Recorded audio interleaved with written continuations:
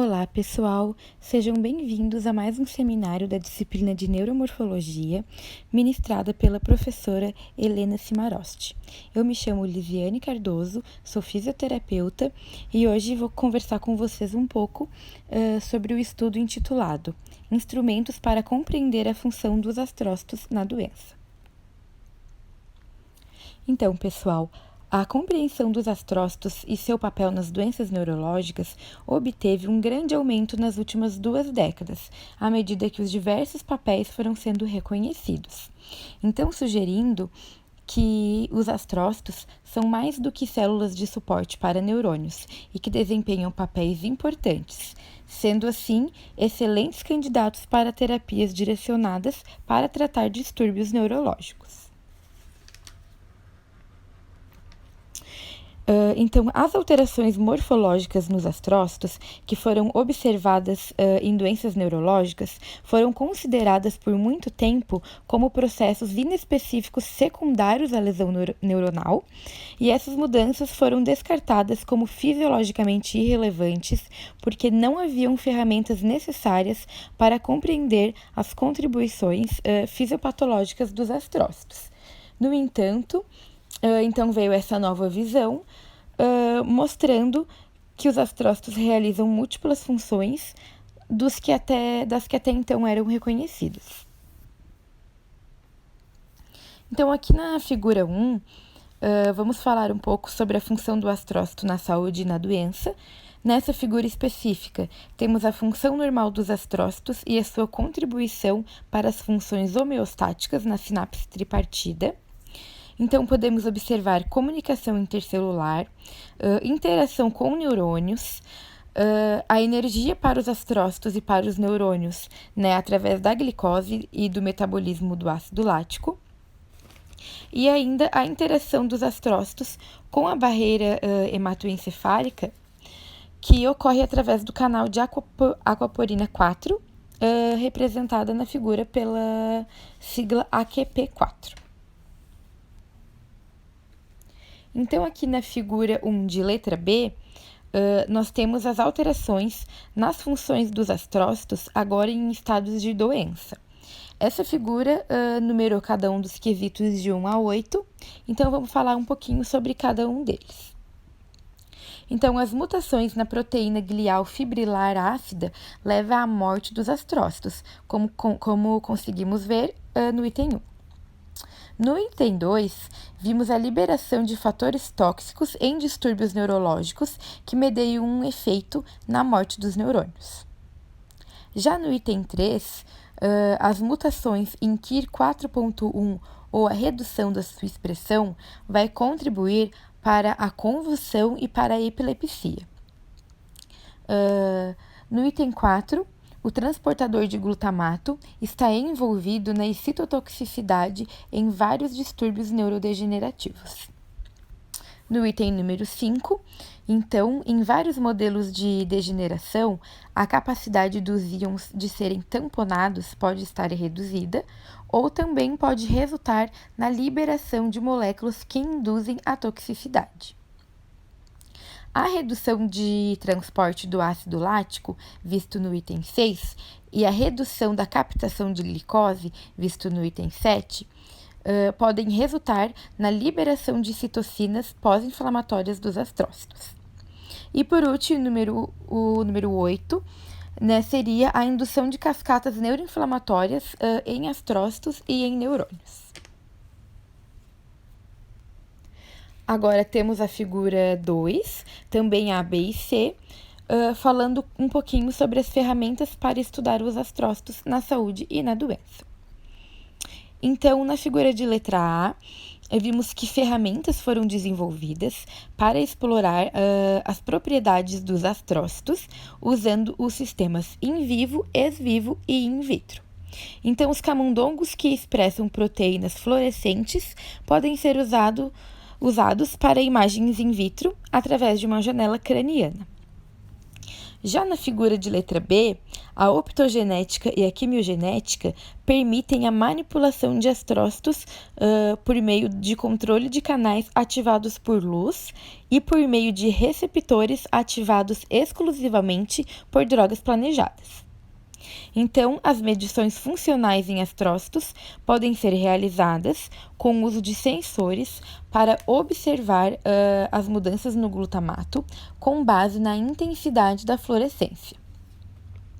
Já na última figura, então, os astrócitos humanos, eles podem ser derivados de células somáticas por meio de vários métodos. As células somáticas podem ser convertidas em células-tronco pluripotente induzidas humanas e então direcionadas para um destino celular de células-tronco neurais e finalmente diferenciada em astrócitos. Os fibroblastos também podem ser convertidos diretamente em células-troncos neurais para formar astrócitos. Após a reprogramação de células somáticas, elas podem ser levadas a formar corticoferoides, nos quais há uma combinação de astrócitos e de neurônios para formar um circuito.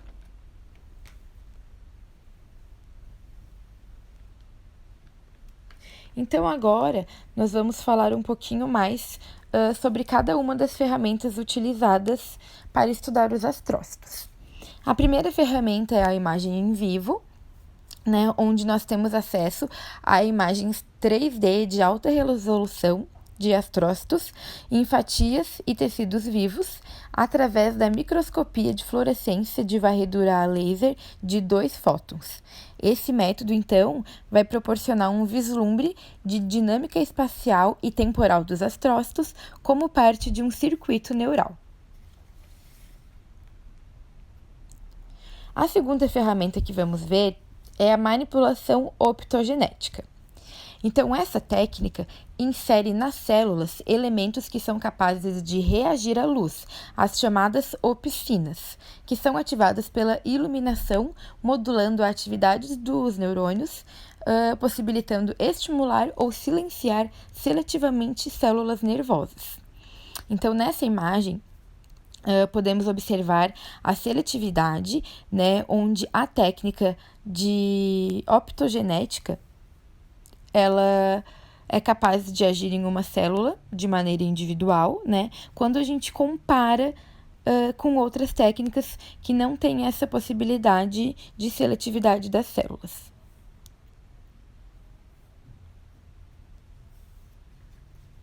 Então, aqui, ainda falando um pouquinho sobre a optogenética, né, num exemplo de um modelo de um rato, a ativação optogenética de astrócitos que expressam a rodopsina 2 causam, além de influxo de cálcio, também a liberação de ATP.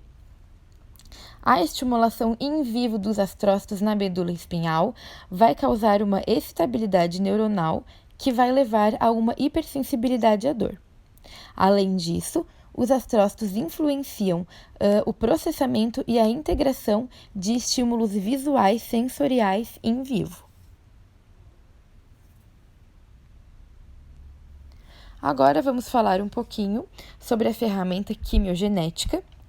Então, ela envolve a ativação de receptores, aqueles ativados exclusivamente por drogas planejadas, que são os receptores acoplados a proteínas G modificados. Estes receptores podem ser o GQ excitatório ou os GI inibitórios, e são expressos em tipos de células específicos, como, por exemplo, nos astrócitos. Então, estes receptores, eles podem ser ativados com o agonista seletivo N-óxido de clozapina, representado pela sigla CNO, que é um derivado do antipsicótico clozapina. Então, quando tratados com este CNO, os camundongos que expressam os receptores GQ excitatórios exibiram aumento da frequência cardíaca e da pressão arterial e diminuição da temperatura, fornecendo evidências de que os astrócitos desempenham um papel nas funções fisiológicas.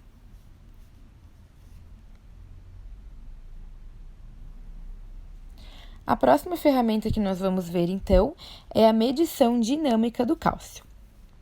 Então, com o avanço tecnológico, surgiu os indicadores de cálcio geneticamente modificados, os GECI, que permitem imagens de cálcio em diferentes partes dos astrócitos, além de demonstrar uma regulação neuronal por meio de respostas astrocíticas de cálcio. Como exemplo de avanço tecnológico, temos as imagens 3D de cálcio dos astrócitos, com o uso desses indicadores geneticamente modificados.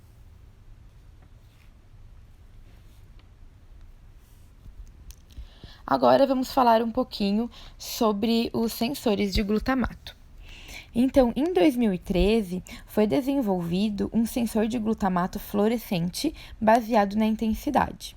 Este método consegue medir a intensidade das respostas do glutamato em neurônios e em astrócitos através do comprimento de onda. E assim fornece uma relação sinal-ruído avançada em comparação com outras técnicas, com técnicas anteriores. Além disso, é possível ainda detectar pequenas e rápidas mudanças nos níveis de glutamato em astrócitos e ainda rastrear a dinâmica do glutamato em vivo.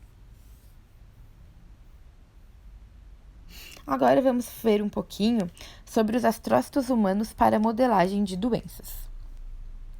Então, os camundongos permitem a investigação de doenças genéticas, porém, a tecnologia para reprogramar células somáticas humanas em células-tronco pluripotente permite a modelagem de doenças na idade adulta e na infância, sem uma causa genética óbvia. Da mesma forma, modelos animais são utilizados para validar alvos terapêuticos, mas a confirmação dos mecanismos celulares e moleculares em células humanas pode aumentar a probabilidade de validação de alvos e desenvolvimento com drogas de sucesso. Então, as células-tronco pluripotentes humanas prometem explorar novos papéis dos astrócitos durante o desenvolvimento humano e condições neurodegenerativas.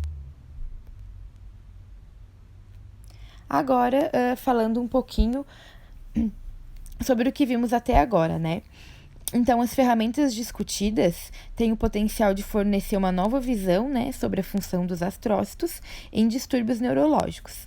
A partir de agora, nós iremos discutir alguns desses distúrbios, onde os astrócitos desempenham um papel na patogênese, e iremos exemplificar como essas novas ferramentas foram e podem ser aplicadas para melhorar a nossa compreensão destes papéis em doenças específicas.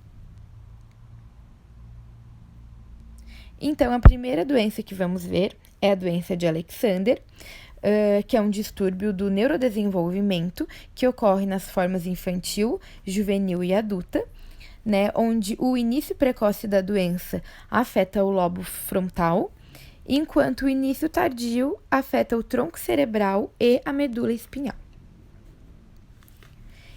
Então, a doença de Alexander, ela resulta de mutações da proteína glial fibrilar ácida, que leva a um ganho tóxico de função. Então, as evidências sugerem que os astrócitos aumentam a expressão dessa proteína, levando à toxicidade de astrócitos. O uso das células-tronco pluripotente humanas fornece informações sobre os mecanismos patológicos relacionados a mutações da proteína glial. A próxima doença que vamos falar, então, é a síndrome de Rett, que é um distúrbio no neurodesenvolvimento causado por mutações do gene da proteína 2. Que leva a características respiratórias, diminuição do tamanho do cérebro e retardo mental. E também evidências indicam que os astrócitos, eles contribuem para a síndrome de Rett. O uso de astrócitos derivados das células-tronco pluripotentes induzidas teve um importante efeito no desenvolvimento terapêutico para a síndrome de Rett.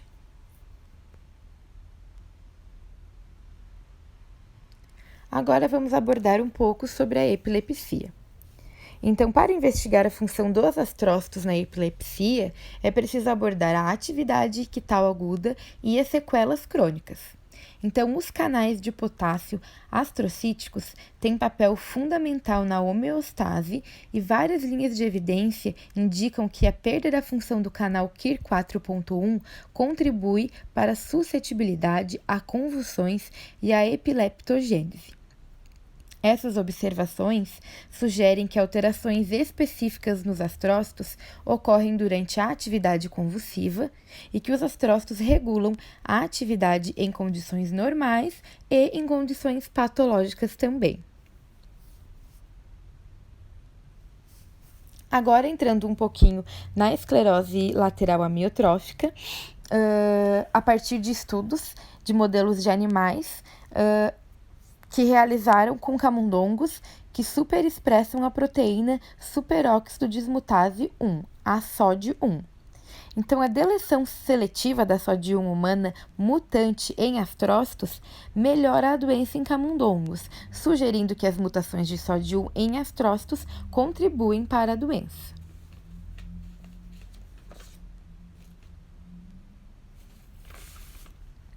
Então, das ferramentas mais recentes para estudar os astrócitos nas doenças, os modelos humanos derivados de células-tronco pluripotente induzidas podem ter a maior capacidade de se aprofundar nesse conhecimento. Agora um pouco sobre a doença de Alzheimer, que é a forma mais comum de demência que envolve astrócitos e microglia. Então, os astrócitos, eles podem absorver e degradar as placas beta-amiloide. No entanto, com o passar do tempo, os astrócitos começam também a produzir as placas beta-amiloide e sofrem alterações transcricionais. A exposição de culturas de astrócitos in vitro à beta-amiloide levou a um aumento da concentração de cálcio intracelular, concluindo que os astrócitos em camundongos com doença de Alzheimer levam a uma elevada atividade do cálcio intracelular. A morte neuronal mediada por excitotoxicidade é uma característica chave da doença de Alzheimer, atribuída principalmente aos níveis extracelulares de glutamato. A disponibilidade de modelos baseados em células-troncos pluripotentes humanas de doença de Alzheimer agora fornecem evidências de que os astrócitos em doença de Alzheimer têm fenótipos patológicos autônomos nas células. Então, como conclusão, os distúrbios neurológicos que discutimos demonstram a diversidade de contribuições mediadas pelos astrócitos para distúrbios do neurodesenvolvimento, que resultam em alterações fisiológicas agudas que se manifestam como convulsões e como processos crônicos observados em doenças neurodegenerativas. Então, dado que os astrócitos têm funções importantes na fisiopatologia normal do sistema nervoso central, é provável que todas essas doenças neurológicas tenham patologia relacionadas aos astrócitos em vários graus. As influências que estas células têm na atividade neural, portanto, oferecem uma série de alvos específicos para intervenção terapêutica que podem complementar outras estratégias neuroprotetoras. A variedade de novas ferramentas para investigar a função dos astrócitos irá contribuir com vários quesitos e permitirá uma análise do envolvimento dos astrócitos. Então, aqui eu deixei duas questões, para a gente estar discutindo posteriormente, e gostaria